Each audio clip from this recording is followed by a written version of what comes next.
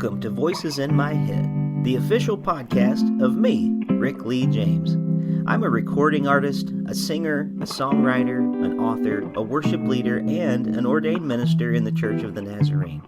The Voices in My Head podcast is where I discuss music, movies, books, pop culture, theology, and more with friends, colleagues, and sometimes just by myself. Now make sure to let me know what you think of today's episode by leaving me a review on iTunes or by tweeting at me at Rick Lee James on Twitter. And please join my mailing list at rickleejames.com where you can receive an email every time a new episode is released. And by the way, in case you're interested in a daily dose of kindness and encouragement beyond this podcast, I also run the Twitter account at Mr. Rogers Say, where I post daily quotes from Fred Rogers, one of the voices in my head.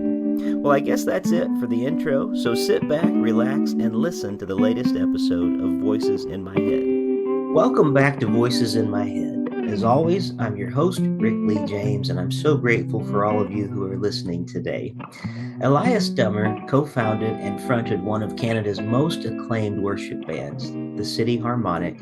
As the group's principal songwriter, he helped pen such hits as Holy, Wedding Day, and Mountaintop, as well as Manifesto, which served as the theme song for 2011's National Day of Prayer. The City Harmonic earned 12 GMA Canada Covenant Awards and a Juno Award, which is Canada's GRAMMY equivalent, before disbanding in 2017. Dummer released his solo debut, The Work Volume 1, in 2019 and was named Breakthrough Artist of the Year at the 2020 Covenant Awards. Both as a solo artist and with the City Harmonic, Dummer's music has garnered more than 100 million streams to date. His much-anticipated sophomore solo album, The Work Volume 2, released on July 29th. The 10-song recording laments the failings of humanity while ultimately amplifying God's lavish grace, his finished work on the cross, which offers new mercies every day. Elias Dummer has stopped by for a podcast visit to talk more about his new project. Elias, welcome to Voices in My Head. Thanks for having me, Rick. I'm so glad to be here. Well, I'm so glad to be able to visit with you today. I congratulations on the new album. The Work Volume 2 has so many good songs, and I was even just sharing with you before, and we'll get into it later because with your permission, I want to play the song "The Gospel is Rest" at the closing of our show today. Sure, yeah. But we definitely need to talk about that one a little more. But before we do, I'd love for you to just kind of help us connect a little bit with how The Work Volume 2 kind of continues the themes from The Work Volume 1 and why you decided this would be a Volume 2 rather than something else. Yeah. Well, the album titling is always a funny thing. And I am prone to overthinking that sort of thing. Mm-hmm. And so even in my best attempts at simplicity, I've probably overthought the whole darn thing. So as a guy who writes worship songs, it's never lost on me that some part of what I'm doing is helping people to pray. I mean, that's you're giving people language for prayer through music, for lack of a better way of putting it. Well, that's traditionally been called liturgy. And so that word liturgy means the work of the people. And so it was really intended to be no more or less than it was literally intended to be no more or less than that, simply that, you know, these songs are both doing the work in terms of a congregation or a church or a lived life of a community, processing and what we're doing at that time, but also for myself. Most of the time I'm trying to write prayers that I need to be praying myself. And that's really where a lot of these songs come from. They tend to be very, a lot more vulnerable than, say, a generic theological treatise, although sometimes surely that's part of what happens in worship. So Volume 1 ended up looking a lot like Itches I Never Got to Scratch as part of a band. And volume 2 feels a little bit more like finding my feet and my place in the space that we live in. So it's the longest I've ever worked on an album. Brent, my co-producer Brent Milligan, and I were working on The Work Volume 2 for almost 3 years in total. We first met knowing at the beginning that this album was going to be bittersweet. I don't know. I don't know how someone could live in the world we live in, it, seeing the church as it has been, seeing celebrities in the church as they have been, watching our very public failings, Mm-hmm. and over again, and not feel like like the emotional state of examining our soul as the Christian church in the West could be anything but bittersweet. I think that person would be an ostrich with their head in the sand. So I think it just, to me, worship music ought to reflect prayers we should be praying as a community. And I wanted to be wrestling through that myself. And so that really is what this album is doing.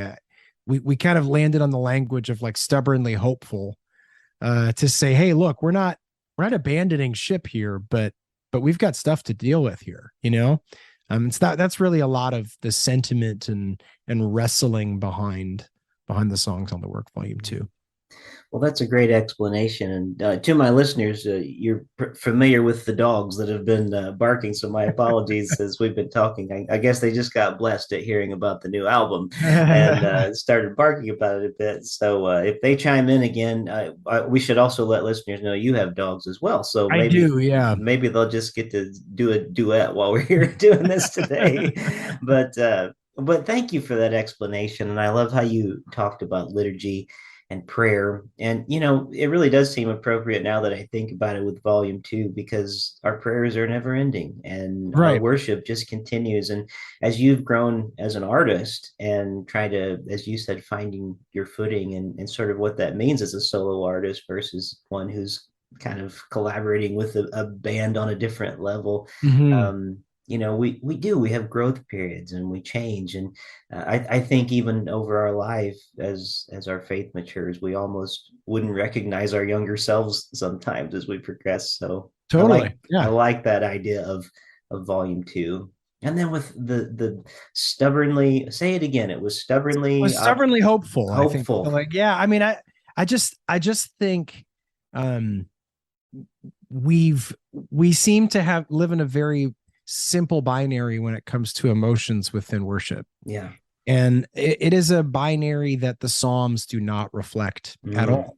yeah. And I think that if we don't wrestle seriously with that, we're going to find ourselves with increasingly with a liturgy in our churches, whether we realize that's what we're doing or not, contemporary song or hymns, it doesn't matter.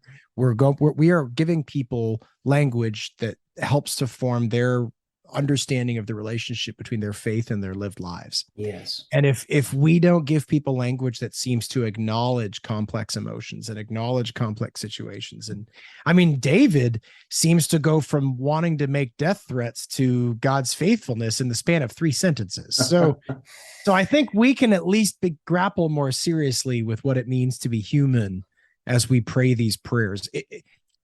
Partly, I think, on some level, many have looked to worship as an escapist sort of thing, and I look at it more as a formational thing. It is shaping who we're going to be when the church doors open and we get in the parking lot. Yeah. We drive home. That is what worship is doing on some level. Yeah. And so for me, stubbornly hopeful just means clinging to the hope that I know to be true and put trust in, but not shying away from the thing that we are and seeing it for what it is.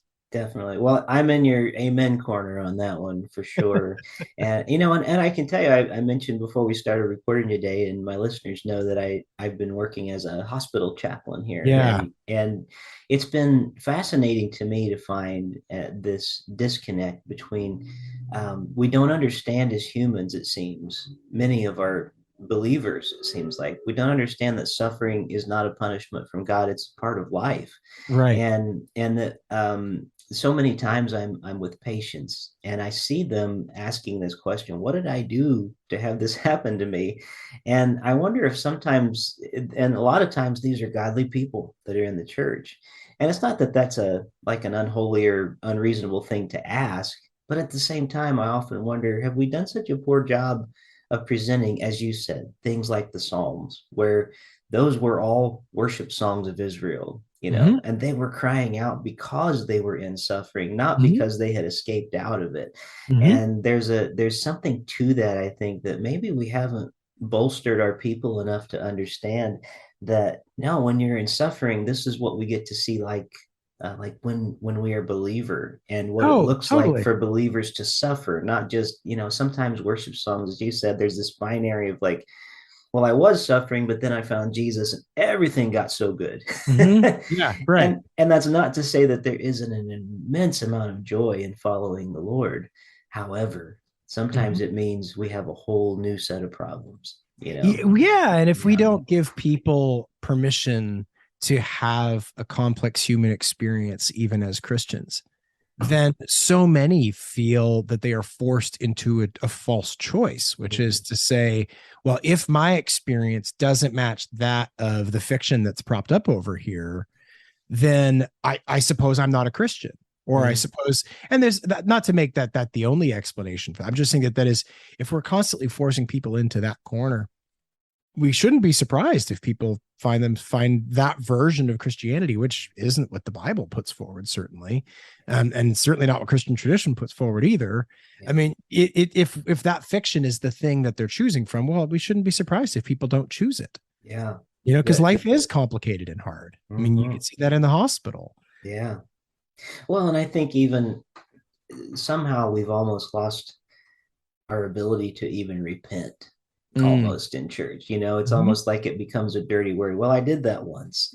And it's almost like, well, I guess I don't need to do it again. But as you've already talked about today, we have so many examples of, in the times we live in, where the church has just failed to be like Christ in the world. Mhm. And it would be so cleansing, through our worship songs, through things like you're doing, talking about real life and how it hits home, and how people of faith, we're not living separate from all this. We're actually going Right. through it and saying, but how can Christ still deliver us? How can, when the church gets lost, how do we find our way Yes, back? yes, that's such a great question, and Yeah. that's so it's funny because like one of the songs on the album is a song called "Kyrie Eleison." It's Mm, "Mercy We Need," yes. which to some people's surprise is a song that one could argue is initially anchored in anger. Mhm. Myself and Zach Boland's from the band Citizens. Citizens was a well-known part of Mars Hill in Seattle. So Mm, it was not long after we wrote that song, actually, that we found out that the Christianity Today podcast, Rise and Fall of Mars Hill, was coming out. And Mark Driscoll's very public failings were going to be the talk of the town. We had no idea when we mm, wrote the song. But Zach and I became friends over the fact that he, of course, had an experience with a very domineering and troubling leader in Mark mm. Driscoll. And that was his experience of that as part of that church. And Yeah. then I also had an experience in a very different setting with no lights, no cameras, no media departments, but a small church nonetheless, with somebody with very, very similar traits at times. Mm, Um, and the truth is, for both of us, looking back on that season in life is complicated, and there is both positive and negative that came from those things. But with me having had many years of separation from those experiences, and with Zach having even just had 5 or 6 years of separation from those experiences, both of us were led to a place eventually of saying, on some level, this is what happens when we prop up a person as the answer to the problem. mm, And it's not for no reason that Kyrie eleison, this ancient prayer of Rome that became an ancient prayer of the church, means Lord have mercy on us. And I feel like on some level we've become so enamored for so long in the church with dictating how other people should live and dictating how laws and culture should be and so on, and we lose some of what the Orthodox do in the Jesus prayer, which is that, like, how does it go? Jesus Christ, Lord Jesus Christ, Son of God, have mercy on me, a sinner. And I think, like, if Christians were known in the world for seeing ourselves first mm, as broken among a broken world, Mm. And therefore a salve of peace and grace and mercy, because our starting point in faith and life is having known and experienced mercy ourselves as broken people. If that was the sentiment with which we approach the world, I believe we would be viewed very, very differently than we are. And I think that's true of those leaders too, even as they fail us and even as we're angry about it and even as it's disappointing and frustrating. If I were given ultimate power in some organization and ultimate influence, I surely would disappoint someone eventually. Yeah. And now, does that mean I'm off doing toxic things? No, not necessarily, but I am a human being. Mm-hmm. And so I think that for that song, it was really saying, hey, how is it that mercy becomes the starting point of our conversations and our approach to the world? Mercy, compassion, and kindness.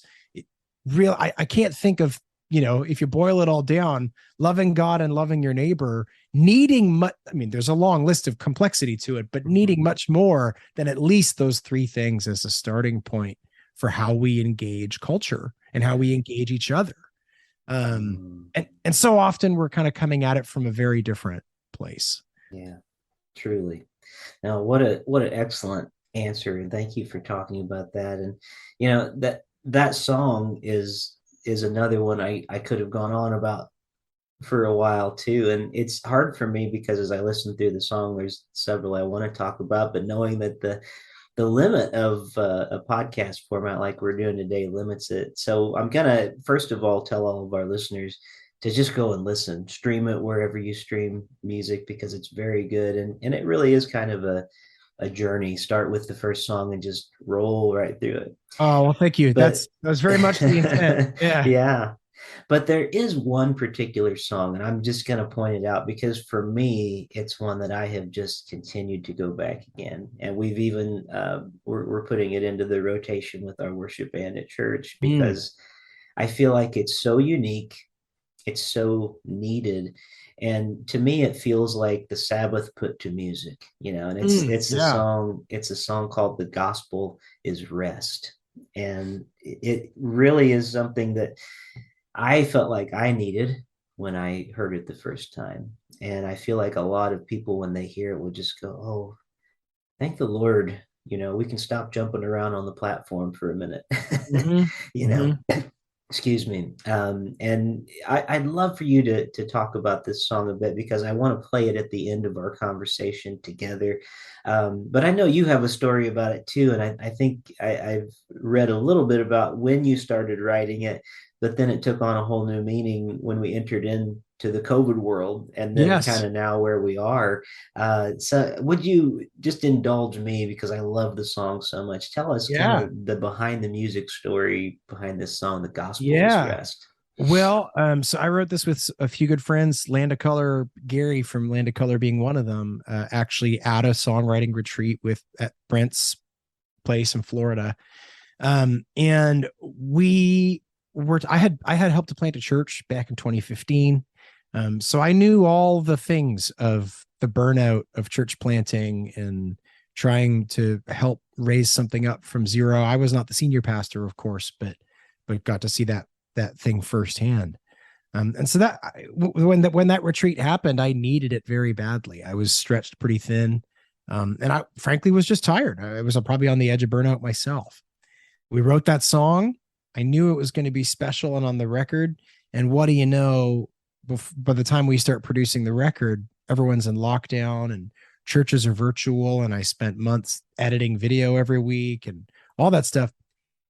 By the time the record came out, it was like a whole nother ballgame where now Christians are exhausted, pastors are exhausted.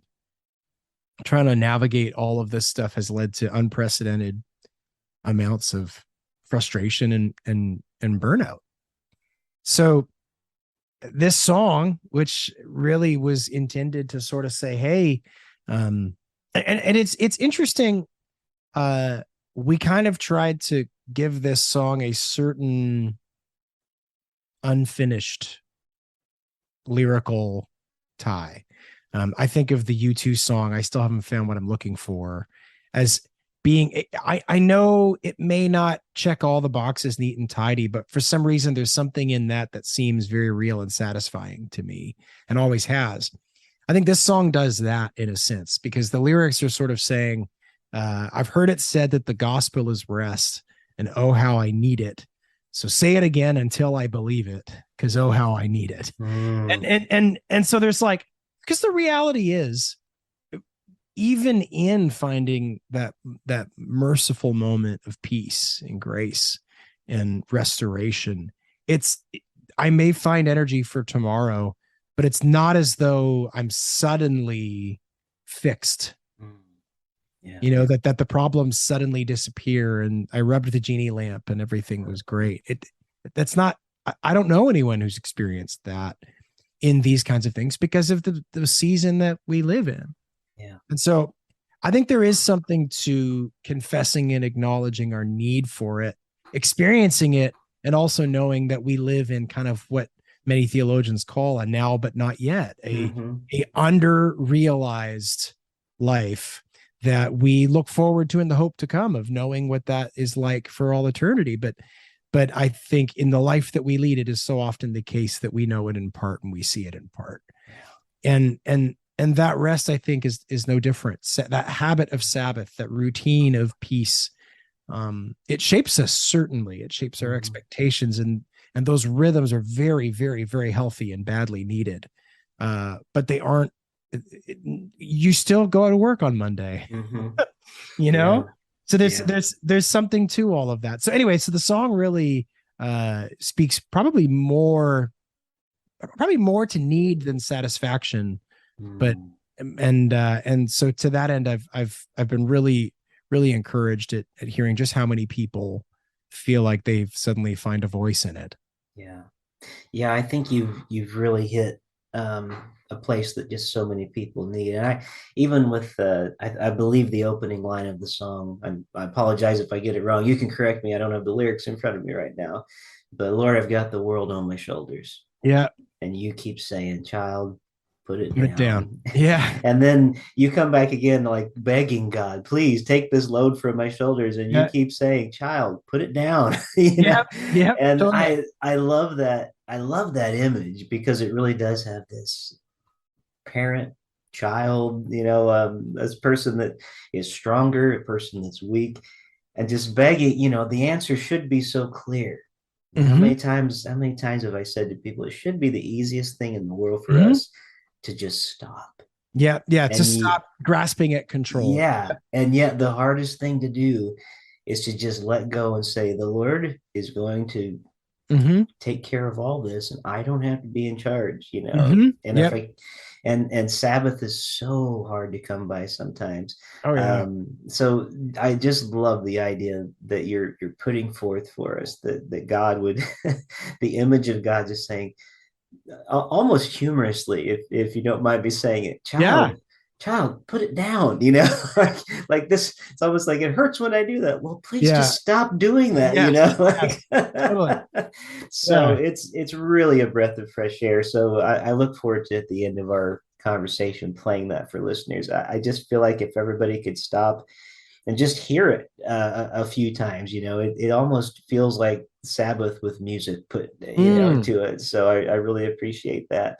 And it's unique too, in that my dogs are chiming in, they like it. It's unique in that we just don't have that many songs that are about that.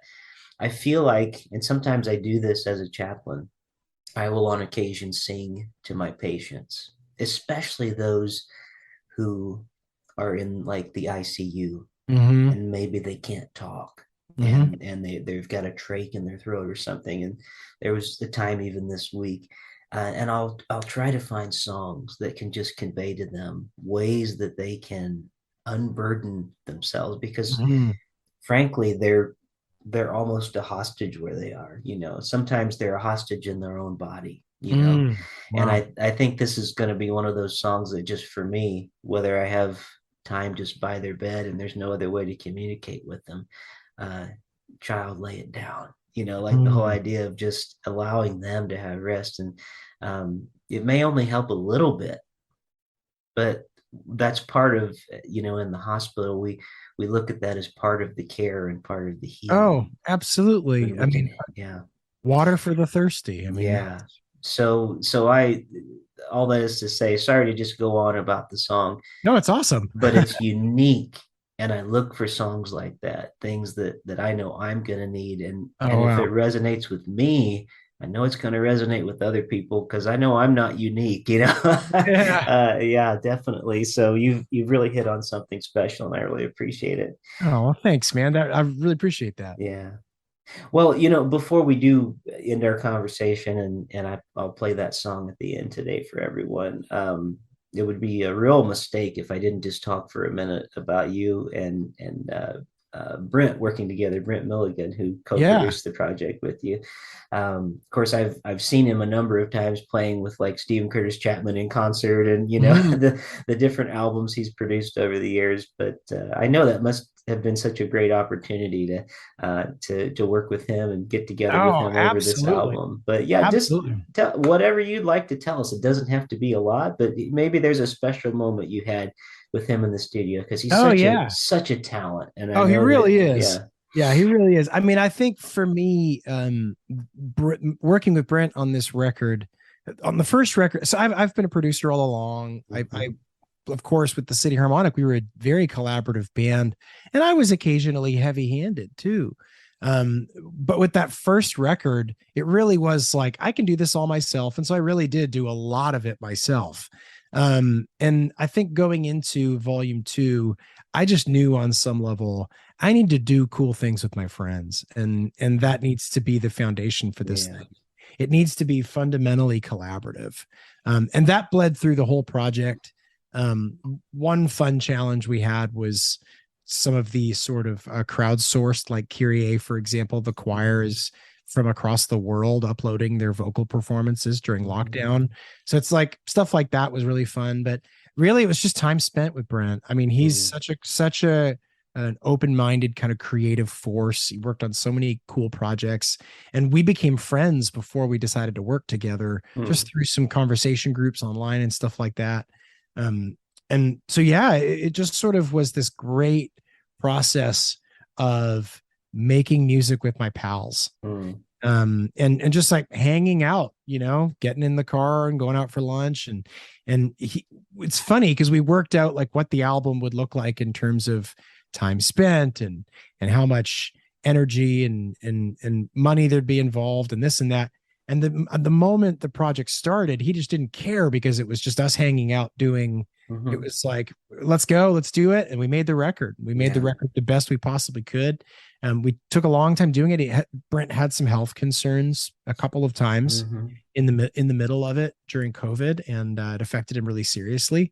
And so that gave us pause at a couple of points during the process. But just going through this with him, and I I was so glad to have somebody who was basically as invested as I was in making this the best it could possibly be. And I'm someone who's probably Mhm. prone to being like, hey, let's move on to the next thing. This is done. It's not going to get better. And he's really good at not doing that. Yeah. So it was I'm really, really grateful to have had a partner to kind of dig in to make it the best it can be. And yeah, couldn't say Good. more about it. Good. Well, that's great. A great story. Well, it's been wonderful getting to talk to you today, Elias, and I really appreciate it. And once again, I just want to encourage all of our listeners to go out and stream your new album, The Work, Volume 2. And we're going to close the show today by just playing the song that we were talking about today, The Gospel is Rest. And my encouragement again to everyone listening, just allow yourself to just kind of let the song wash over you. It's been so healing in certain parts of my own heart as I've heard it and allowed God to just speak through it. And I feel like there are certain songs, Elias, that for whatever reason, we write them, but God has his hand on it. Mm-hmm. It's like we're in collaboration with those. And I just feel like this is one of those songs, at least Mm. it has been for me. And while you are the one singing and the instrumentalists are playing, it's been God who's speaking through it to me. So thank the Lord for the way that He's using you. It's a wonderful thing. So please keep doing it. We Thank you, need Rick. Yeah. we we need more songwriters like you in the church today. Thank you, Uh, sir. Well, we're going to close with that song, and as I say to my guests each week, Elias Dummer, thank you for being one of the voices in my head this week. Thanks, Rick. Lord, I got the world upon my shoulders, but you've been saying, child, put it down. I prayed and prayed that you would take my burden, but you keep saying, child, put it down. Maybe I'm addicted to the worry.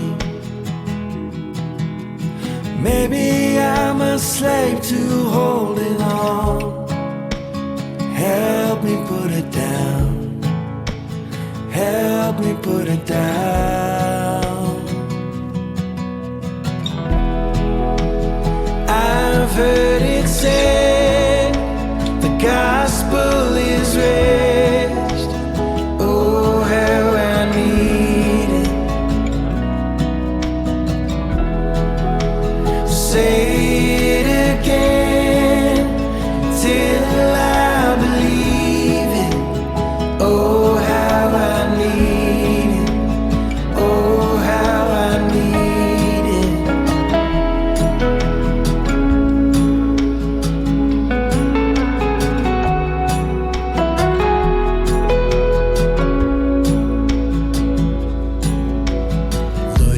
Took the world upon your shoulders.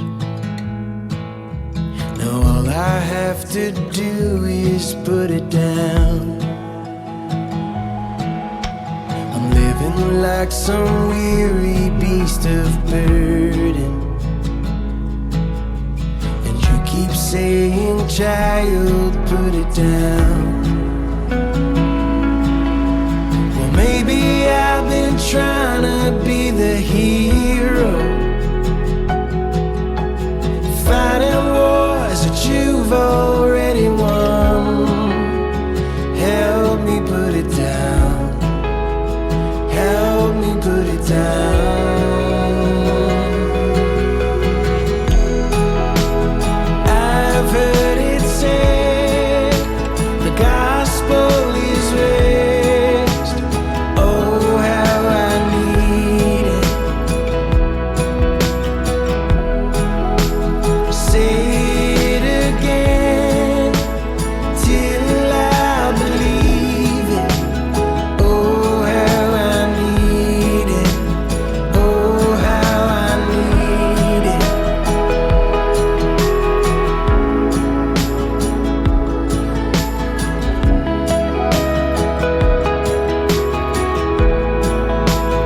Oh, how I need that peace that passes understanding. How I need it. Oh, how I need that peace that passes understanding. How I need it. Oh, how I need it. I've heard it said the gospel is raised. Oh, how I need it. Say it again till I believe it. Oh, how I need it. Oh, how I need it. Oh, how I need it. Oh, how I need it. Oh, how I need it. Thank you for joining me here this week on Voices in My Head. I hope you'll visit me on my website at rickleejames.com, where you can find out more about me, get my music on vinyl and CD, follow my blog, and even schedule me for a concert or a speaking engagement. Better yet, even a book signing in your neighborhood. You can find all that and more at rickleejames.com. Also, it would mean a great deal to me if you could write a review of this podcast on iTunes. The more positive reviews that we receive, the more visible this podcast will be online. And now for the benediction. May the God of hope fill you with all joy and peace in believing, so that by the power of the Holy Spirit you may abound in hope. God bless you, and thank you for listening to Voices in My Head.